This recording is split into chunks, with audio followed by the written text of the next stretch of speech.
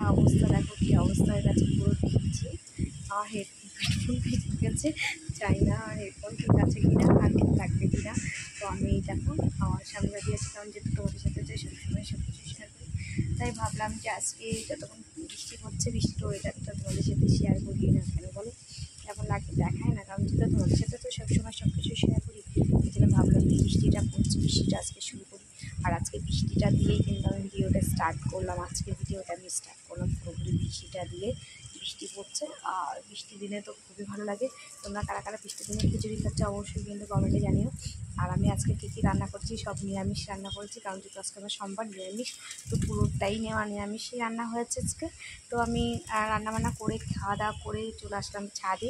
আমি বললাম যে আমার বন্ধুদের সাথে শেয়ার করে কোনোদিন হতে পারে, যখন গরম ছিল গরমকালে তোমাদের সাথে শেয়ার করেছি, আর এখন তো বৃষ্টি হচ্ছে, এখন তো ঠান্ডা আছে, তো ঠান্ডার জন্য ঠান্ডাটাও তোমাদের সাথে শেয়ার করা যাক, তার জন্য চলে এসেছি ছাদে। আর ছাদে কী অবস্থা হচ্ছে তো সেটা তোমাদের দেখানোর জন্য চলে আসলাম। তো তোমরা সবাই ভালো থেকো, সুস্থ থেকো। আর একটু ঝড় বৃষ্টি হচ্ছে, তো তোমরা কিন্তু সাবধানে থাকবে, যতটা পরিমাণে পারবে সাবধানে থাকার চেষ্টা করবে। তো চলো দেখো আবার দেখাচ্ছি ছাদের অবস্থা দেখো। চলো, বৃষ্টি পড়ছে, কালকের থেকে তো বৃষ্টি শুরু হয়েছে, বৃষ্টি পড়েই যাচ্ছে বৃষ্টি পড়ছে। একটু যাই ওইদিকে দেখি কেমন লাগছে। আর সত্যি কথা বলতে কী বলতো, বৃষ্টিতে ভিজতে কিন্তু খুব ভালো লাগে, খুব মজা লাগে। দেখো ঢেউ দিচ্ছি কেমন করে। তো আমি ছাদে চলে এসেছি, ছাদে এসে দেখছি বৃষ্টিতে ভিজছে আর ভিডিও করছি। তো চলো দেখিয়ে দিলাম তোমাদের, রোদ যখন হয় তখনও দেখিয়ে দিয়েছি, আর এখন বৃষ্টি পড়ছে এখনও কিন্তু তোমাদের সাথে শেয়ার করলাম। তো দেখো আমার কী অবস্থা, আমার অবস্থাটা তো তোমরা দেখো বন্ধুরা। এই যে গাছগুলো যে একটু শান্তি পেয়েছে, একটা গাছ তো হাওয়ায় পড়েই গেছে, তো যাই হোক গাছগুলো যে শান্তি পেয়েছে, এতে বড় শান্তি আর কি আছে বলো। গাছের এই যে রোদের জন্য কিন্তু প্রত্যেকটা গাছ কিন্তু তোমার কেমন যেন মরা টাইপের হয়ে গেছিলো, কেমন শুকিয়ে যাচ্ছিলো।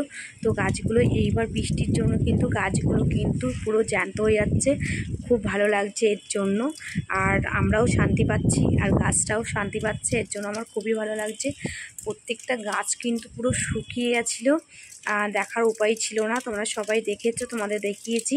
তো এখন কিন্তু খুব সুন্দর লাগছে, কারণ যেহেতু গাছগুলো একটু জল পেয়েছে, একটু শান্তি পেয়েছে রোদের তাপ থেকে। তো বৃষ্টিটা তোমাদের কার কার ভালো লাগছে অবশ্যই কিন্তু জানিও।